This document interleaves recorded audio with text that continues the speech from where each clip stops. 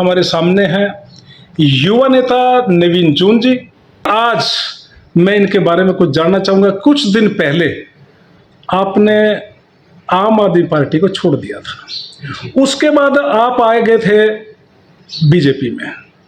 जब आपने भारतीय जनता पार्टी को ज्वाइन किया तो किस तरह का आप देख रहे थे कि आपका जो भविष्य है, जो भारतीय जनता पार्टी आपको किस तरह का एक सुनहरा भविष्य देने जा रही है, इसके बारे में आप बताएं।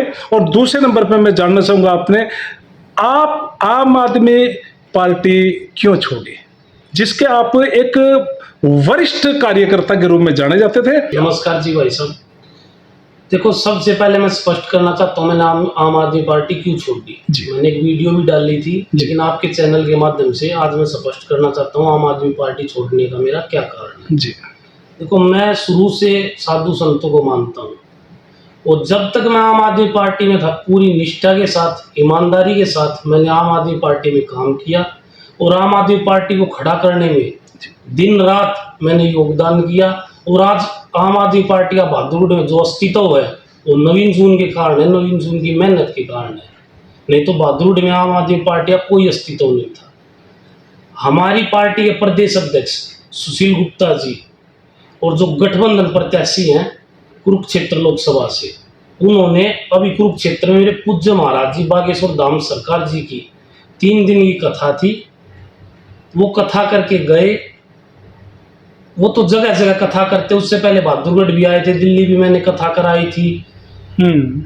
वो एक धर्म के लिए कथा करते हैं, धर्म का प्रचार करते हैं, उन्होंने राजनीति से कोई मतलब नहीं है। सुशील गुप्ता जी ने मेरे पूज्य गुरुदेव के बारे में अपशब्द बोले, उनके पिताजी के बारे में अपशब्द बोले। मुझे बहुत आहत हुई इस बात की। जब मुझे पता चला मैं पूरी रात सो नहीं पाया। मैंने अपने जो लीडर थे उनसे बात की कि जी ये गलत बोल दिया इन्होंने, वो मेरे गुरुदेव हैं और मेरे साथ साथ इस भारतवर्ष के तमाम युवाओं के गुरु हैं, भारत के संत हैं और उन्होंने भारत को आगे बढ़ाने का कार्य किया। देश विदेशों में भारत का राम नाम का डंका बजाया है और भारत का एक मजबूत झंडा लेके दूसरे देशों तक गाड़ा है।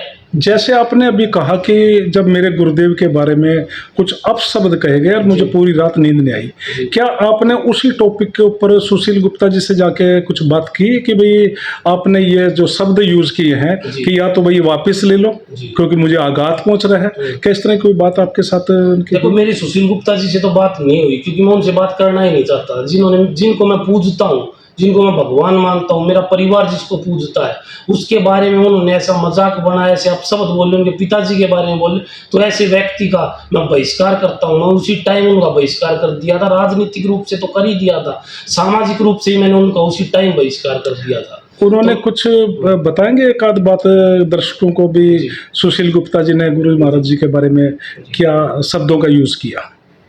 देखो, मैं अपने मुंह से बोल नहीं सकता हूँ, लेकिन उन्होंने महाराज जी के बारे में बहुत अपशब्द बोले, उनके पिताजी के बारे में उनको पागल बताया, उनके पिताजी को पागल बताया। एक साधु संत की ऐसे निंदा करना, बेइज्जती करना, क्या एक नेता को शोभा देता है या किसी व्यक्ति को शोभा देता है? ऐसे व्यक्ति का समाज में बहिष्कार होना चाहिए और उनको अभी आने वाली 4 तारीख को पता चल जाएगा उन्होंने जो बोला है उसका क्या निर्णय निकलना है। जैसे कि आप आम आदमी पार्टी से बहुत अच्छी तरह जुड़े हुए थे, आपने बताया भी कि मैं आम आदमी पार्टी बहादुरगढ़ का फाउंडर भी हूँ जी।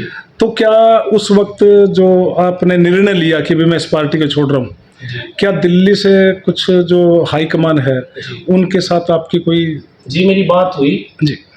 मेरे से हाईकमान के फोन भी आए, पार्टी के और भी लोगों के, मेरे दोस्तों के, सबसे मेरे अच्छे संबंध है, सबसे मेरी बात भी। उनको मैंने बोला भी जी अगर सुशील गुप्ता सार्वजनिक रूप से गलती मांग लेता तो मैं पार्टी नहीं छोड़ दूंगा, लेकिन ना उन्होंने गलती मानी, ना उन्होंने गलती एक्सेप्ट की। तो ऐसे लोग, ऐसी पार्टी जो साधु संतों की रिस्पेक्ट नहीं करे, जहाँ साधु संतों का सम्मान नहीं, वहाँ नवीन जून नहीं। क्योंकि मैं राजनीति में आया इसलिए हूँ कि मैंने अपने हल्के के लोगों की सेवा करनी है, साधु संतों की सेवा करनी है, भारत देश का नाम रोशन करना है। देखो, ये राजनीतिक पार्टी तो अभी कुछ सालों से बनी, 75-76 सालों से, लेकिन ब्रह्मा विष्णु महेश राम ये तो आदि अंत काल से है यहाँ। हमारे पूर्वज उनकी पूजा करते आ रहे, हम पूजा करते आ रहे हैं। पर जो आपके साथी हैं, जो आपको चाहते हैं, जी। क्या उनके अंदर भी इस तरह का रोष पनपा? मेरे साथ साथ मेरे साथियों में भी रोष है और पूरे भारतवर्ष में रोष है। कल कुरुक्षेत्र में 50 से ज़्यादा साधु संतों ने प्रेस कॉन्फ्रेंस की, जगह जगह इसके पुतले भी फूके गए और भी कई जगह से मैंने पीसी वगैरह देखी हैं। तो तमाम युवा में रोष है। तो भारतीय जनता पार्टी में जैसे आपने ज्वाइन कर ली थी, जी उसके अंदर आप अपना भविष्य किस तरह का देख रहे हैं? देखो, भारतीय जनता पार्टी एक ऐसी पार्टी है जहाँ साधु संतों का सम्मान है, इस देश का गौरव आगे बढ़ आया है। अब धीरे धीरे राजनीति में आगे मुझे समझ में आया है कि ये सारी चम्मचें एक थाली में क्यों इकट्ठी हो रही है, क्योंकि इनको डर है मोदी जी से। जो मोदी जी ने भारतवर्ष का मजबूती से झंडा देश विदेश में गाड़ा है, ये उससे डर चुके हैं। जो उन्होंने फैसले लिए हैं, धारा 370, 3 तलाक, राम मंदिर, इतने बड़े बड़े फैसले लिए हैं जो ये 75 साल में नहीं कर पाए, वो उन्होंने 10 वर्ष में करके दिखा। अगर अब भी जी वो अपने शब्दों को वापस ले लें तो क्या आप दोबारा से आम आदमी पार्टी में लौटने का तमन्ना रखते हैं क्या? जी, अब कोई रास्ता नहीं बचा है, अब मैं वापस नहीं जा सकता हूँ। अब मैंने जहाँ आ गया मैं वहाँ निष्ठा से काम करूँगा। जहाँ मैं था वहाँ मैंने ईमानदारी से निष्ठा से काम किया। अब जिस पार्टी में हूँ वही मेरा घर है, वही मेरी पार्टी है। अब मैं वहाँ मजबूती से काम करूँगा और भारत को और बहादुरगढ़ को आगे बढ़ाने का काम करूँगा। 10 सीटें हैं हरियाणा में, कितनी सीट फिर आपकी पार्टी लेके जा रही है फिर? मेरे हिसाब से तो 10 की 10 सीटें हरियाणा से बीजेपी पार्टी जीत रही है।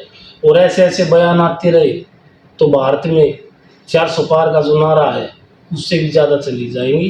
गठबंधन के ऐसे नेता अगर साधु संतों के बारे में ऐसे विचार रखेंगे, धर्म विरोधी नीतियाँ रखेंगे, तो कल को तो ये मंदिर भी तुड़वाएंगे बन गए तो इस ऐसे बयान आते रहेंगे तो 400 से ऊपर ही है, नीचे नहीं है। ये थे हमारे सामने नवीन जून जी, जिनके हृदय को लगी थी एक ठेस।